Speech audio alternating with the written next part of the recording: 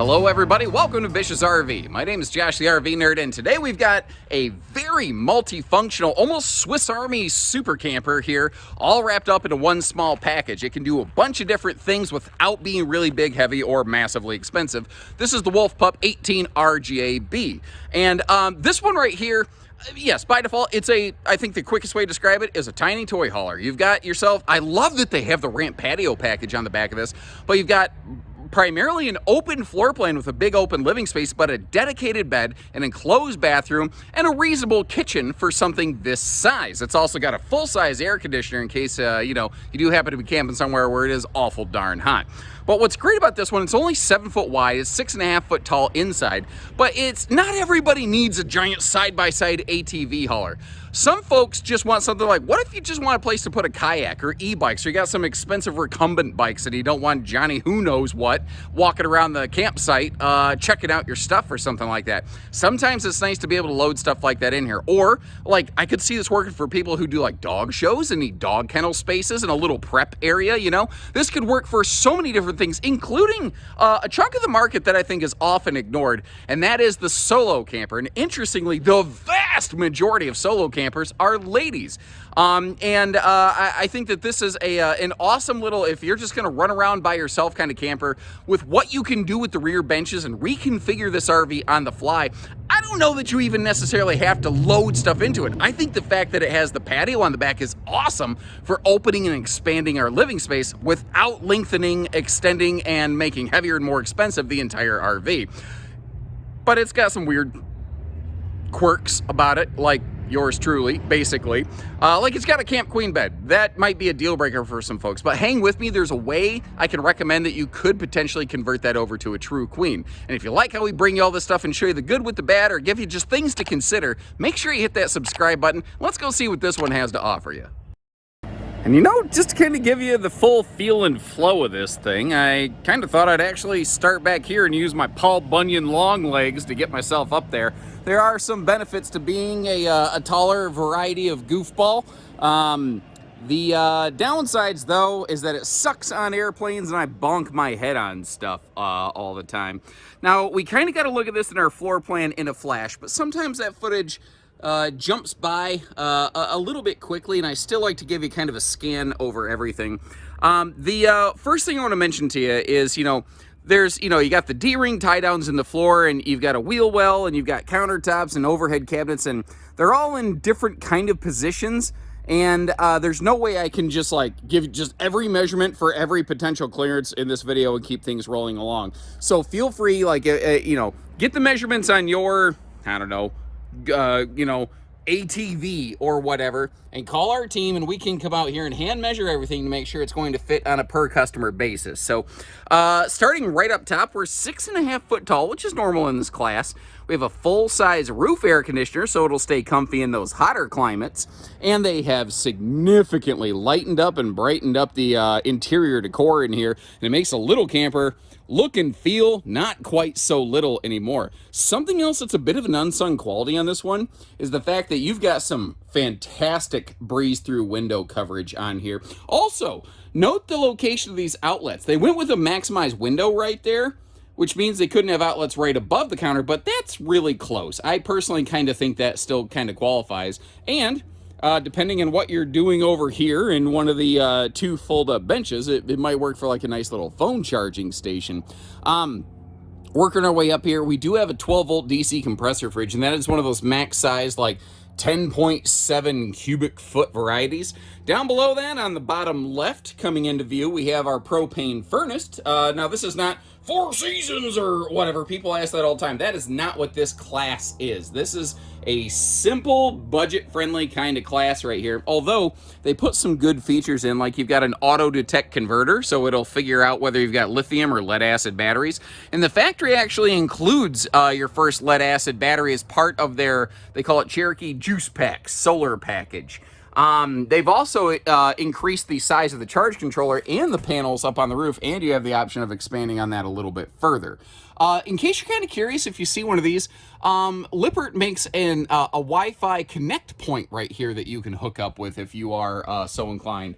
Now, this is definitely not a camper designed with the idea of like sitting inside and watching TV all day. Our entertainment hookups are over here above this like really big oversized viewing window right off the door side of your campsite, which is where I want windows the most. And that's another thing, when we spin around like a record baby, you're gonna see this thing has just awesome visuals and views. And in case you're kind of curious, like, what is that little carpeted box in the bottom right of the screen? That's one of your wheel wells. This is a good example. Like, sometimes people ask, you know, in certain floor plans, not this one, but in some floor plans, they'll say, you know, can I get it with this piece of furniture instead of that one? And sometimes that wheel well is in the way that prevents things like that from actually happening. So it's just kind of one of those extra little details to sort of keep in mind. Now, back to the entertainment center conversation. I think what I would recommend right here, if you're going to put a TV in this camper, and understand not everybody will, I'd put, I'd take that bracket off the wall and I'd put a swinging arm on that, so that potentially where you're at in bed or back here in the living area, you could kind of see it. But the thing is, ironically, I think the best place to watch TV on this one is actually outside of the camper. We'll get there in just a little bit. Tell you what, let's peel this onion back another layer here. So I mentioned these are twin fold-up benches, and you've got a free-floating table that you can use all around, giving you a little bit of a peek at that right there. One of the things that's kind of interesting about this is that you see how you can use this as something of, I think, a good solo camper, where the front east-west bed doesn't really matter if you're camping solo, and you always have the ability to use this bench in the back, obviously, as a sleeper. And as we're seeing back here, we've got, you know, storage on both sides of the RV, albeit limited, but it's not a big RV, so I don't think monster storage necessarily, you know, is something that is going to align with this kind of concept, basically. The countertops are sealed edge, which is nice. The sink is stainless. I like the high-rise faucet, but you may have noticed not a single drawer in these. I'd love to see one drawer myself. And actually, I'm looking at this, and if anybody from the Cherokee factory is watching this, I have an idea. I know it's going to cost a couple bucks, but I like that we had wastebasket storage down below the sink. I like the shelving storage. That's all well and good. You've got space below that 2-burner stovetop and above the furnace. I bet if you punch that panel out like Uncle Gary after he's had 3 White Claws and a Red Bull, I bet that you could put a drawer in there. And one drawer, I think, is all this RV really, really needs. Now, a couple other awesome little details. Your stovetop vent hood actually does exhaust heat outside. Shocking how many RVs don't do that. And this is a small little change they recently put in. They gave a little tie-down anchor spot for the drawstring shade on their kitchen windows, so you can keep that string up away from your stovetop fire source. Novel idea, I know. Now, if you're looking at this, you're saying, okay, that's fine. These benches all fold away, but where's the cushions? Because that's the thing. You do have to find a place to store and or stuff the cushions. I think one really good place to be able to do that is actually up here, because they are still doing, even with this radius nose they have, they're still doing what is, I guess I'm going to technically refer to as an upper bunk, although I don't know that you're really going to be able to do a lot of sleeping in there. I think what I would probably do is I would take this mattress out and I would just use it like some kind of overhead shelf or something like that. And really, do you think they should keep this as a bunk, or should they shorten this back, build it up, and make it an overhead cabinet? I think personally it would be more useful as an overhead cabinet, but I'm just one dork. Maybe your input can help.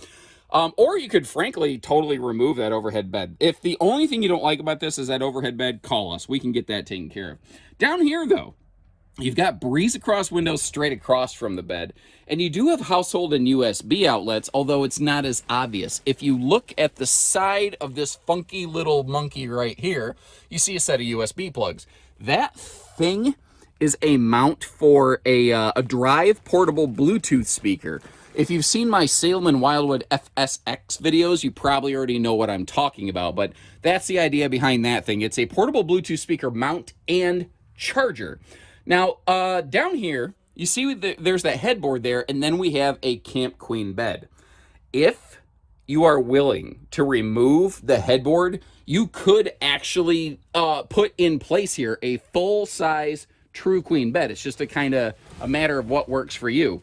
Now, the bed is on easy lift gas struts. I don't usually open storage live in motion like that, but I thought it would actually be kind of cool to see that even with just one of my left arm chicken hands, I can pop that sucker open. It's not too hard. Now, in case you're curious, yes, you're seeing daylight on the baggage door because I don't have it latched, so it's kind of gaping open a little bit. When you actually latch it shut, that's not going to happen. And if you're wondering why there's these kind of loose-ish panels over here, that's because that's where things like the back side of your outside shower, your water pump, your water heater, some winterization things are back there. So they put a sectionalized panel to help keep cargo from shifting and smashing it, but nothing that's really permanent so that you can get in there seasonally. Now, whether it's on top of that upper bunk or during the day, if you throw those extra cushions that I talked about, just on the main bed or under the main bed or whatever works for you, you can do that. Or you can kind of do what I did real quick here, and you could just stack some mattresses up Tetris style in the bathroom, although I don't think I would actually ever do that in the real world. I did it, obviously, just for quick video purposes right now. Now, looking at the space around the toilet, it is not, I wouldn't want it any smaller. It's adequate for a person of my size. I'm a little over 6'2". I'm a nice chunk over 200 pounds right now. I'm not proud of that. I should be about 30 pounds lighter, but neither here nor there. And it is, admittedly, a little tight on the right side. However, with enough room that they left there, a lot of folks tend to lean when they are employing the use of the butt napkins. And I'm not trying to be gross. I'm just trying to be realistic about this. When you do that, when you lean off to the side, typically the space is going to be pretty decent. We've also got the Cherokee Shub here, and we've got their little built-in mini sink and shower beers holder right here. And that does have its own drain, by the way. It doesn't just drain down, like dribble down into the shower enclosure. That actually has its own plumbing. Now, the RV's 6.5 foot tall. And that means that over 6 foot myself, my head has to be all the way up in that skylight. And listen to this. Yeah, so that's the sound of my balding peach fuzz scraping against the grate inside that combo skylight power vent fan. Now, here's another note for you. The one that we're looking at today is in the standard series. If you prefer the bigger vent fan, first of all, we could easily upgrade that for you. That's not hard stuff. Or if you're looking at one in Black Label Edition, not only does it have that awesome looking high gloss fiberglass and the frameless windows, but you're getting some interior hardware upgrades, such as the bigger vent fan in the bathroom, a totally different shower fixture, your shower head, solid surface counters over in the kitchen, and a handful of other little doodads, whiz bangs, and widgets, all of which I believe are technical terms. Now, oftentimes, I like to show RVs in what I call road mode, and usually that means with the slides closed, but this is obviously a no-slide model. So I thought it kind of made sense to sort of, close the ramp door, fold the benches totally out of the way, like, let you get to see the kind of loading space you have here. And once again, if you need specific measurements, there's so many different cabinets and different clearances and things. There's no way I could try to cover everything in this video and keep things moving along. So, call our team with measurements on your golf cart or whatever, and they can obviously, hand measure this stuff to make sure it's going to fit. Now, another thing that I like is pretty much, in front of most of the loading space is your bedroom and bathroom. So if you need to make a quick kind of overnighter travel stop, you could do that. And depending on what you load and where you load it, you can probably reach over, get to the fridge, or do what you got to do. I don't know. I think it's really going to depend on what you're loading into this thing, but I think it's a smart design. Now, first and foremost, the size and stature of this thing makes it a very towable model. So I think like a minimum recommendation I might have is like a tow package mid-size pickup would be an awesome fit for this. Although there are definitely some SUVs that could fit very fine. Now over to the left there, kind of showing you a difference in the size and the stature of this versus a standard body RV. You can see how it rides shorter, it has a lower overhead clearance, and it's not as wide. So seeing around this thing is easy breezy cover girl kind of camping right there. Now the whole nose of this is a painted swept aluminum, and it's actually extra thick, so the entire nose is basically stone guard like you see down below in the bottom here. Now in the standard series, you do still have a manual tongue jack, although you'll notice this does have that Cherokee quick jack function, quick jack there, where just with a power drill, 8 seconds up and down, that's all it really takes. Now, as long as I'm over here under the bed, I do want to point out how they have updated to a tankless on-demand water heater. That's the first thing we're looking at. Then, of course, we've got our freshwater and city water connections, as well as the full hot-cold outside utility shower. And that is something right there that a lot of small campers just tend to lack. Something else this has that I think is pretty cool is the fact that it has 4 corner stabilizer jacks, front and rear. Very few small single axle RVs have something like that. Now, I lifted this up and we saw the storage from the inside. So keep in mind, we've already kind of seen this, but just to give you another perspective on it, you do have that large front, not full passenger, but big cargo space. Now, because you have a ramp door on the back, you couldn't exactly put the spare tire on a bumper because, you know, there isn't, you know, you'd smash it if you tried to drop the ramp. So you do have to store that somewhere else. You got to kind of keep that in mind. Now, you might notice this one has those more aggressive looking knobby tires. It also has that little, you know, small diamond plate along there. It has some extra ground clearance as well. That's all part of what I believe is called the Adventure package, which is like a light duty off pavement kind of package. This is not an off-road rock crawler by any means, so kind of keep that in mind. But that is optional. Standard, you wouldn't have that stuff. You see right there the gas grill quick connect in case you want to do some propane cooking and hooking over here. The stable steps are just an easy 1-2 step, and they've got a lot of extra legroom on this. So if you're on some really uneven ground, it has to be wickedly uneven to make it an issue for those steps. Now, if you notice too, I don't know if you really picked up on this on the inside, you have some really good campsite window coverage in this RV. And then looking up there above that, you see where this one has not 1, but 2 solar panels on it. That is another optional thing that you can do with these. They have improved their solar package from last year. They were 50 watts. Now they're 100 watt standard, and you can add an additional panel, and they had to upgrade the charge controller to do that. So better charge controller, more solar juice right from the factory. And these RVs, all Wolf Pups, include a single factory installed lead acid battery. So don't let a dealership try to charge you extra for something that's already coming standard from the factory. A little pro tip from Uncle Josh right there. Now, we didn't look at this from the inside, but in case you're curious, like what if you want to leave the ramp door open, you want to keep the bugs out? This does have a drop-down tent screen wall. There are like roll-up panels in there, so if you look in the middle, you can kind of see rectangles within the rectangles.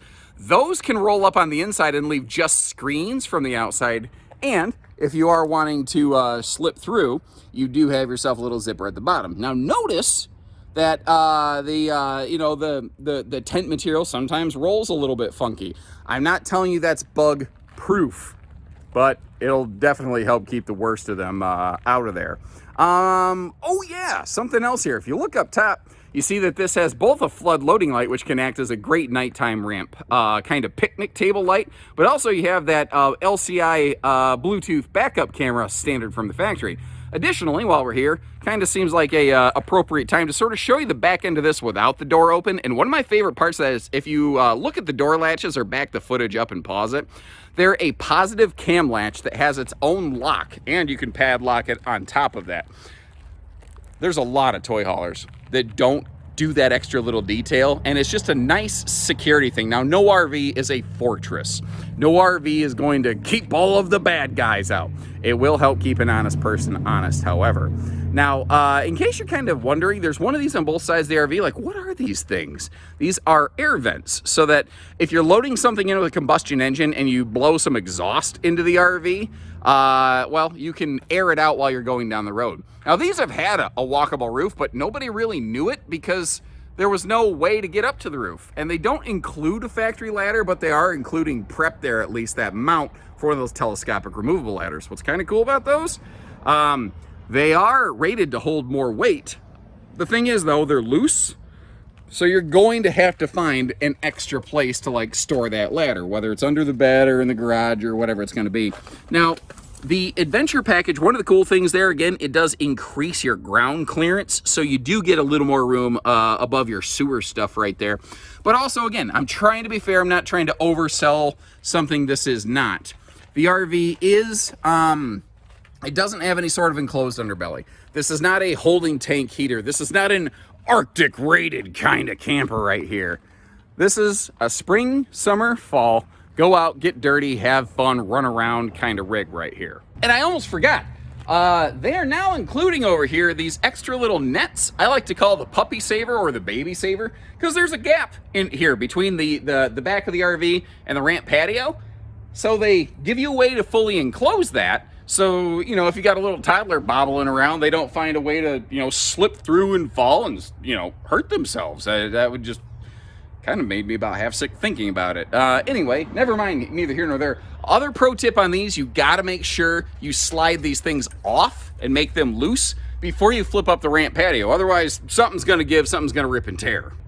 But if fun size isn't your thing, remember, we got full size over here too. So it's kind of like, you know, your favorite salad dressing, whether you're looking for the light variety or full flavor. Because you notice they call it low fat and full flavor. They don't call it full fat or high fat, because who would want to buy that? I would, that's who. Anyway, my point is, remember, this is available in Black Label Edition. It's available in Standard Series. And if you need a little bit more space, check the links in the video description. I'll leave you a link to the next step up on this from the Grey Wolf and Wildwood families that'll be just a titch bigger, and maybe something beyond that. I might even, if I remember, grab, Rockwood has a very similarly sized camper. Like if you like this, but you want big max solar off-grid capability, we've got an option for you like that too. You can also check pricing and availability on these via that link in the video description. And when you're ready, remember, we don't do hidden dealer fees. We just do everything else. So take care, stay safe, have fun, and happy camping, everyone.